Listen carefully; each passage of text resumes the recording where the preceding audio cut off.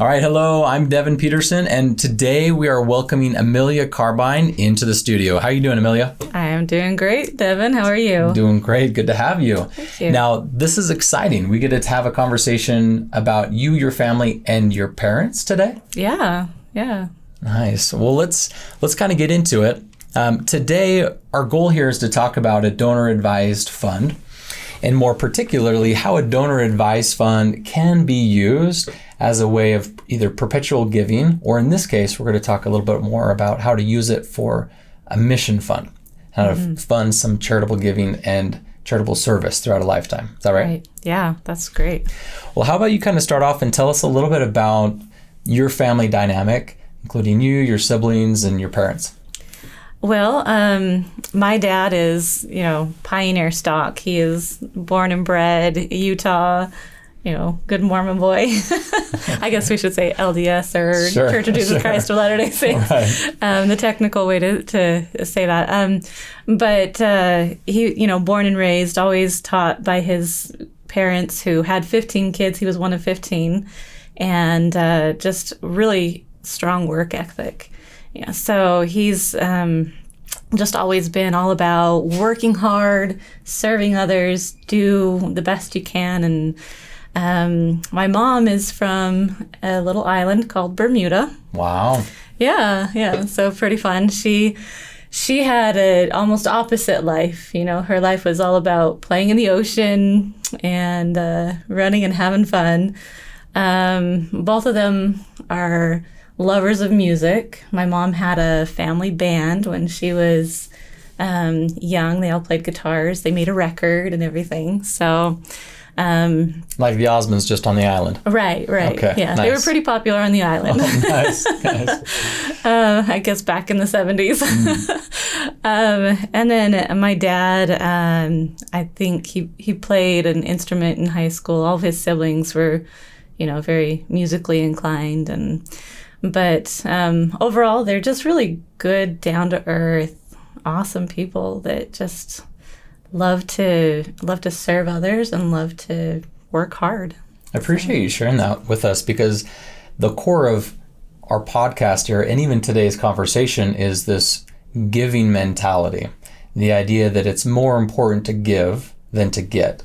And as we talk about the technicalities of a financial instrument that you can do that's important, but the heart behind it is what's really valuable. So Right. Thank you so much for sharing that.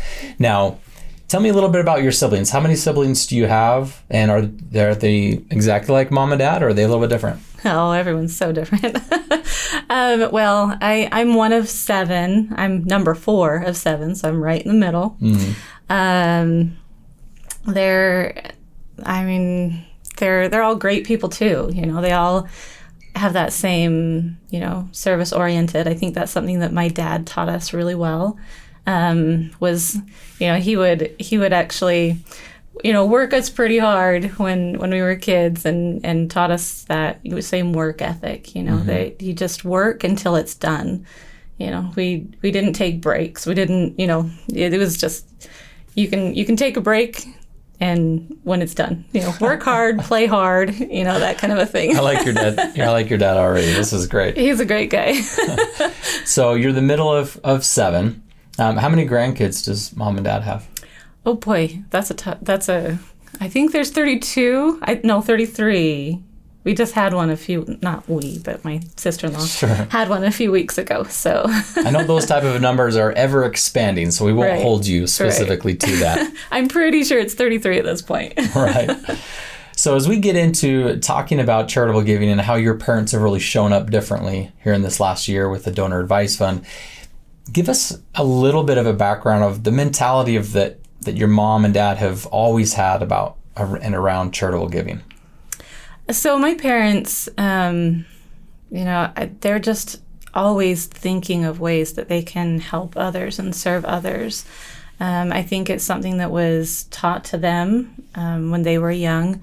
My mom grew up outside of in a different religion, converted to LDS, but even all growing up, they just always had a role to play in helping those around them. in and out of, religion. But they, when, in growing up, they wanted to teach us those same principles. My dad was really kind of fun. When I was a teenager, I didn't think it was fun, but we formed a family band. They, that same love for music. They had us get our instruments together. We transposed music and played together our instruments. My dad decided one time that it was going to be this awesome thing to go around and sing happy birthday to those in the area that were less involved, and the older people, the people that just don't get out much.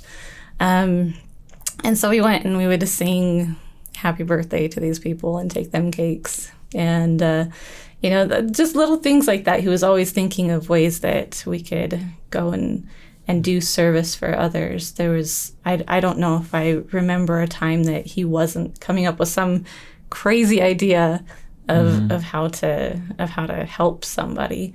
So, and like I said, when I was a teenager, that was so embarrassing. But sure. I see the value of it now, and I want to take my teenagers and do the same thing. Teaching some good principles. Right.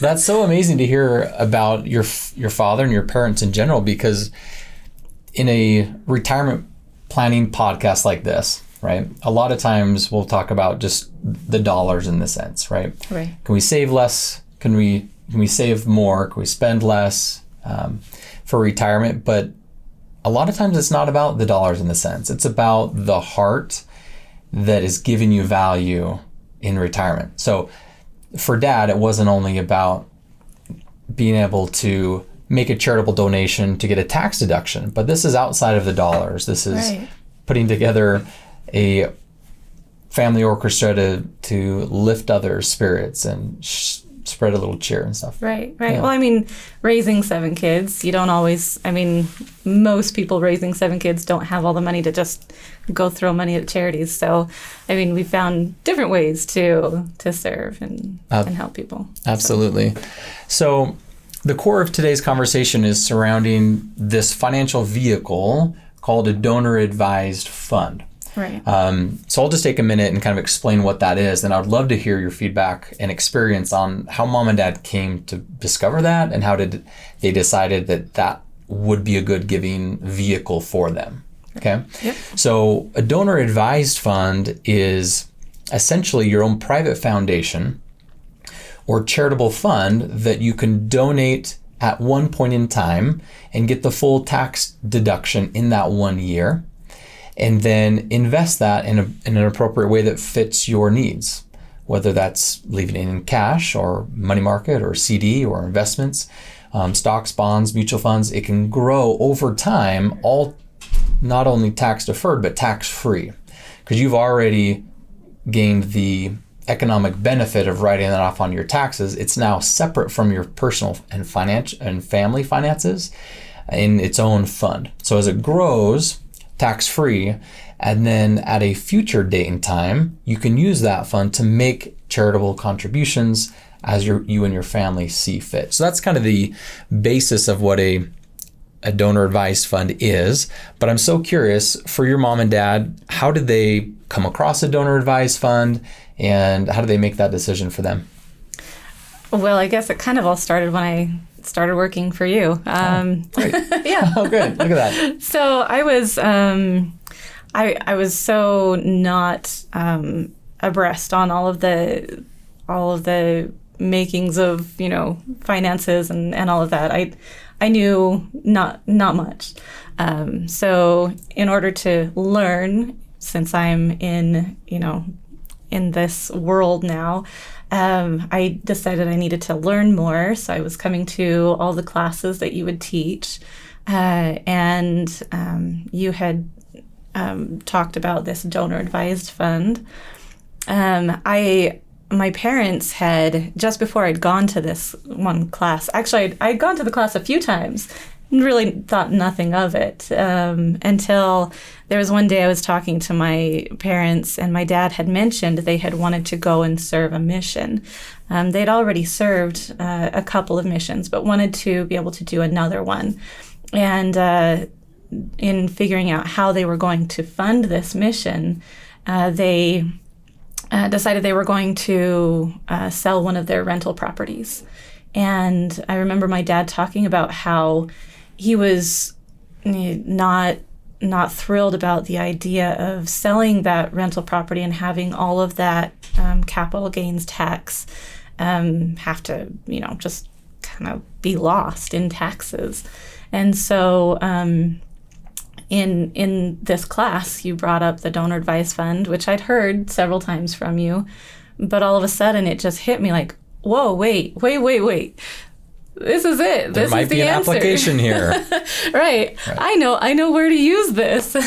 So I talked to my dad that day, and I said, this could be a really good answer for you. You can use this money because you're planning on using it for charitable purposes anyway. That you could take this money, put it into a donor advised fund, and you don't have to pay those capital gain taxes that you would have to pay otherwise. Right. Well, I'm really grateful that you saw a need, fill a need, right? You've heard that phrase before.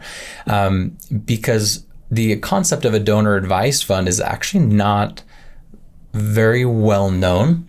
A lot of times the idea of opening your own private foundation, folks think of Bill and Melinda Gates when they have hundreds of millions of dollars or hundreds of billions of dollars just to throw towards some charitable causes. And that's actually not the case. It always does not have to be the high net worth individual that qualifies or is a good fit for a donor advised fund. Right. So a traditional foundation, in the traditional sense that we think of it, actually is an old instrument that folks use for charitable giving, but inside of that old format, there's a lot of fees and management fees and administrative fees there.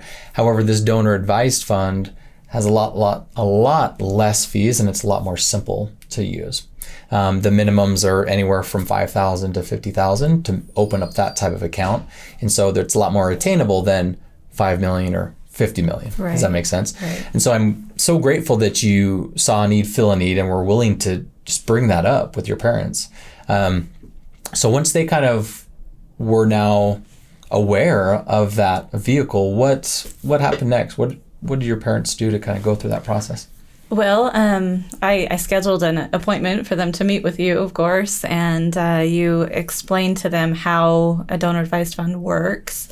And then I helped get all the paperwork done and get that all set up so that they could have that fund open. Mm. So they sold their home and took the funds that they needed to put into that fund, and we funded it also using, I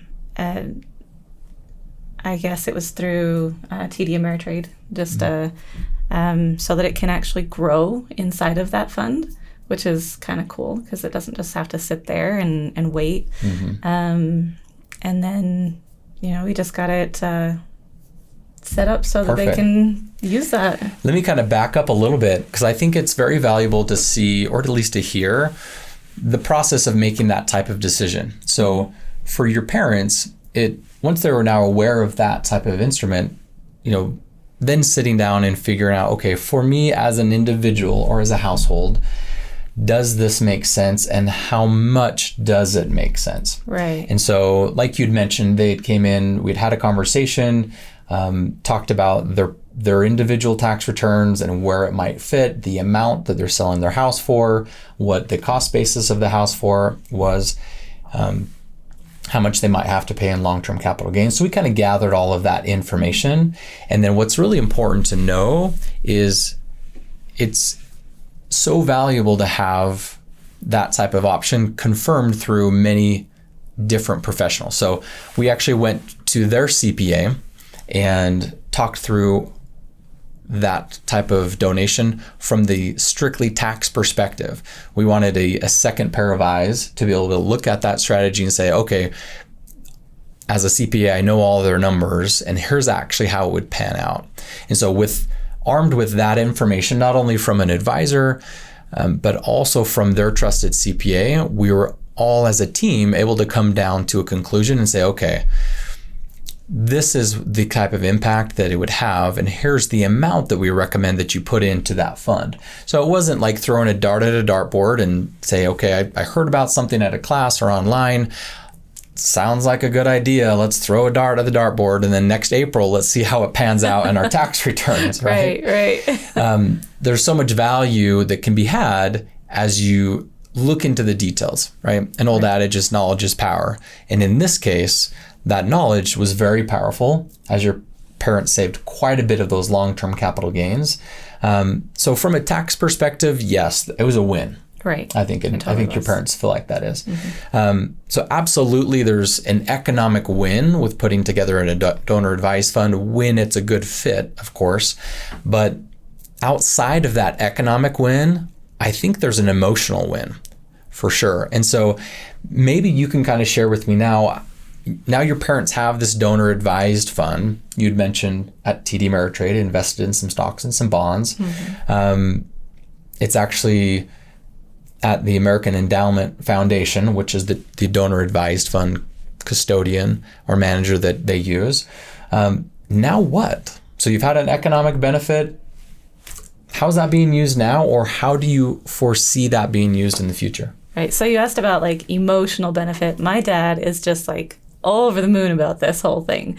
Every time I talk to him now, it's guess how many missions I can pay for, you know? How many grandkids do I, you know how many grandkids I have? You know how many missions they're going to go on? I can fund all those missions, you know, just, he is so excited that, you know, he can take out, you know, something that, you know, they want to do anyway. These grandkids of his, it's kind of a, you know, tradition in our family and in our church to serve a mission.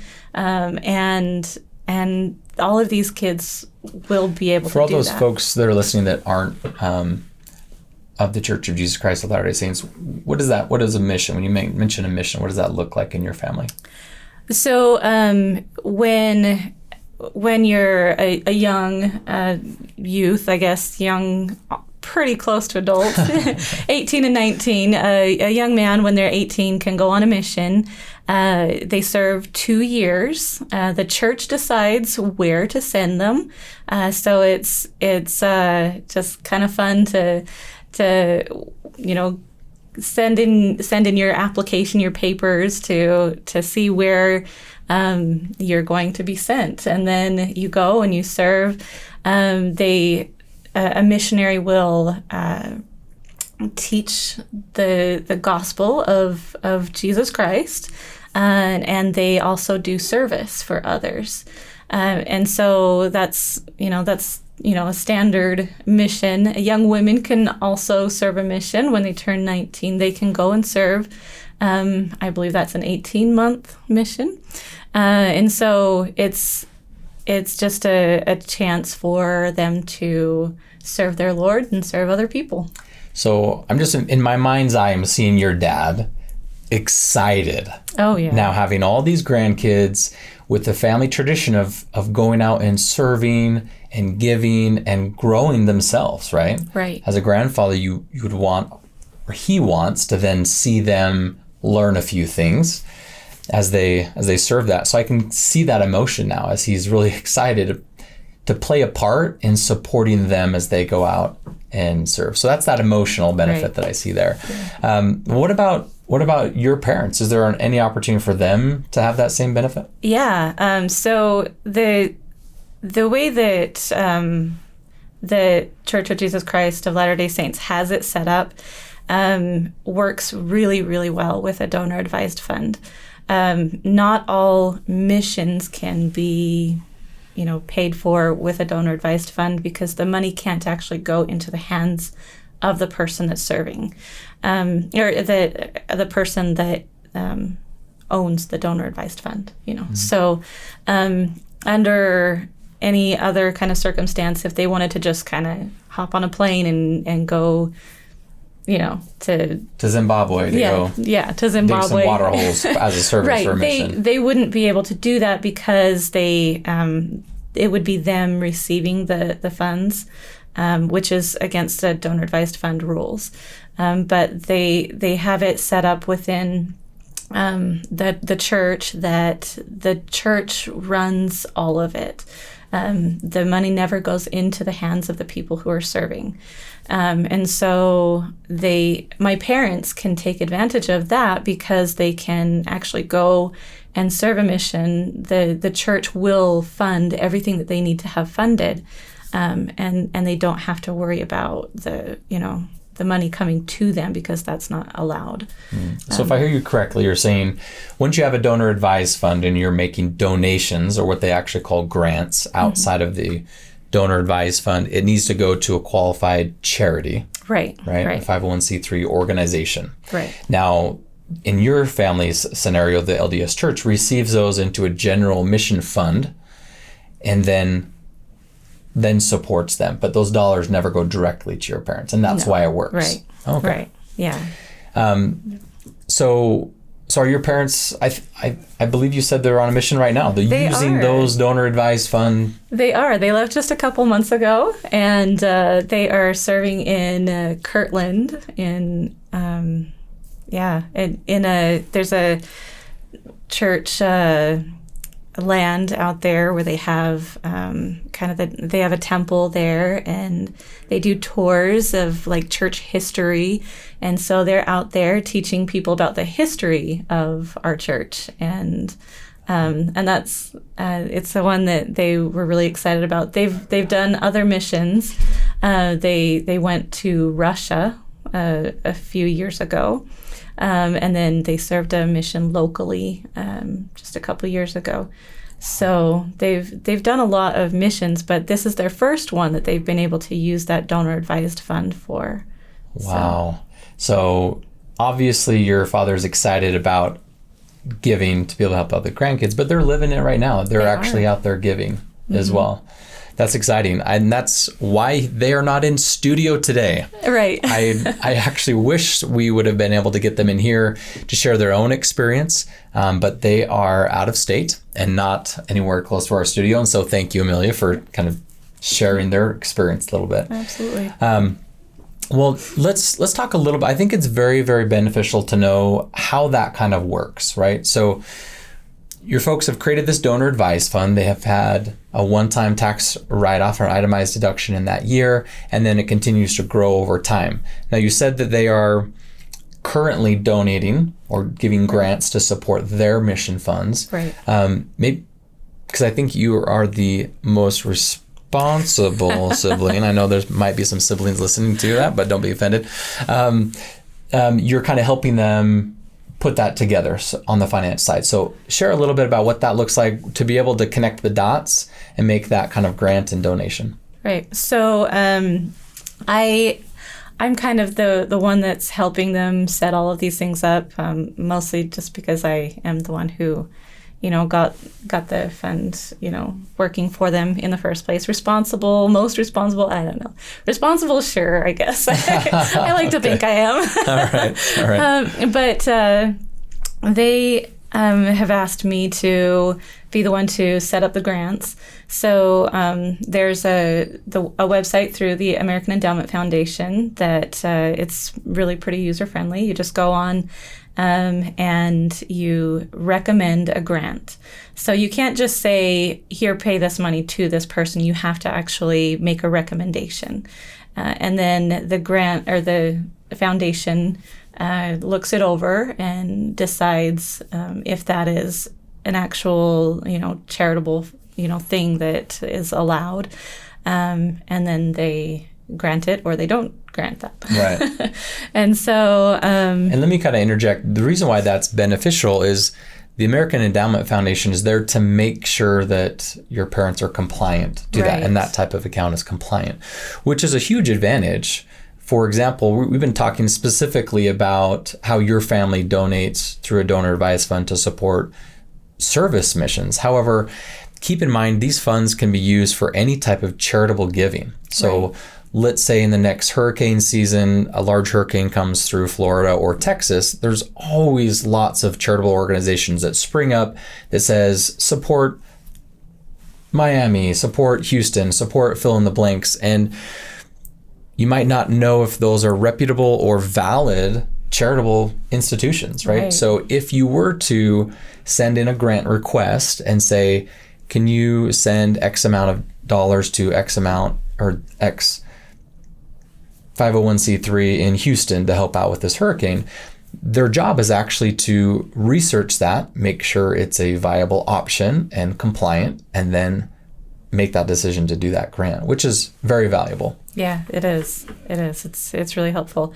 And, they are right there to, kind of watch out for you, make sure you're doing things, filling out the papers right too. Yes. I set up a monthly payment for them, or a monthly grant for them. So every month there's a new grant that will go to the church mission fund, and then the church will use those funds how they see fit for. So how does the church know that those funds were coming through and should be kind of counted on or credited towards your parents' service? Well, the LDS Church is very organized as far as, they have stakes, wards, like groups of congregations, and they have kind of a number for that, for what each unit, congregation, each unit, and within that unit, they'll just say, we're making a donation to this unit. And then that within that unit, they know who's on a mission and who those funds are for. And so the church within that knows that, okay, we've received these funds from this unit. This is the person in this unit that is currently serving a mission. That's who this money goes to. Great. Thank you for sharing. Awesome. Well, as we kind of wrap up this interview, thank you again for being willing to share your parents' story, even though they are walking the talk. They are. As they're out there giving. Maybe you could share just a couple of more things about what you feel as your family has gone through this experience, as mom and dad have created this donor advised fund.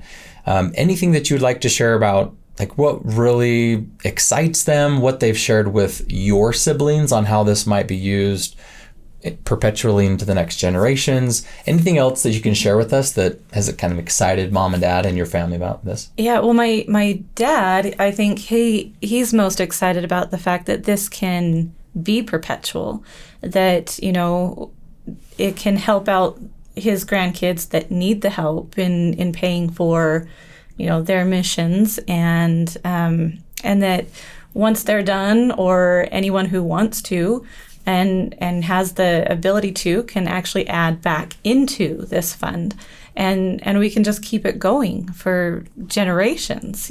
So it's something that it's this organization basically that we've set up within our family that, and even once my parents are gone, it can go on to their kids, and then we can pass it down to our kids, and it's a good way to help teach that spirit of giving, and not here we're passing down all of this money, go spend it however you want. It's in something that they kind of, you have to spend it in a charitable way, and so I think that my dad's really excited about that. He's not I wouldn't say forcing, but he's passing on that ability to learn that charitable thinking in a really cool way. And what a great generation to instill that in, right? Right. Where these new generations are coming up with a slight feeling of entitlement, right. or the me, or the microwave generation, however you want to define it. It's a parent or a grandparent's space, opportunity, ability to start instilling some of these everlasting principles of charity and giving and kindness. And I love that you shared that giving this way kind of takes away or takes out the element of, if I help with the family foundation, or if I help with this giving, that's that much less that I'm going to get of an inheritance, right? You kind of take that away from kids and grandkids to then create a space where they can truly just enjoy the giving, because they're not getting it anyway. Right. So you might as well give it. Well, wonderful. Well, as we finish up this podcast and this conversation, Amelia, I do want to ask you one question. Okay. And this is a question we ask from all of our guests, right?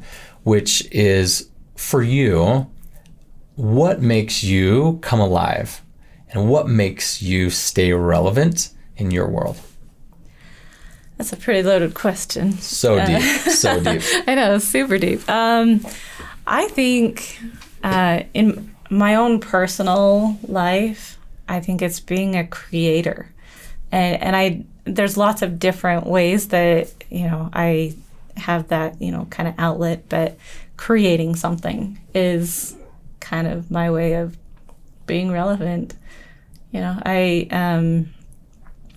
don't know. Creating actual physical things, whether that be like crafting or, that kind of thing, but also creating just experiences for my family, experiences for people, or, just, I don't know. It's amazing. Yeah. Stay alive through creativity. That's definitely evidence that you are very alive. Because if you were dead, you would not be creating anything. Right. Wonderful. Well, Amelia, thank you so much for sharing your family's experience.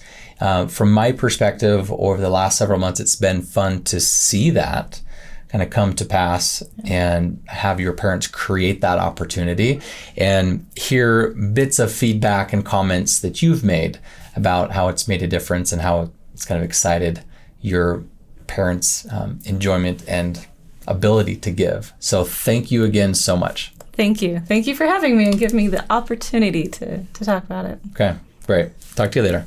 Bye. Bye.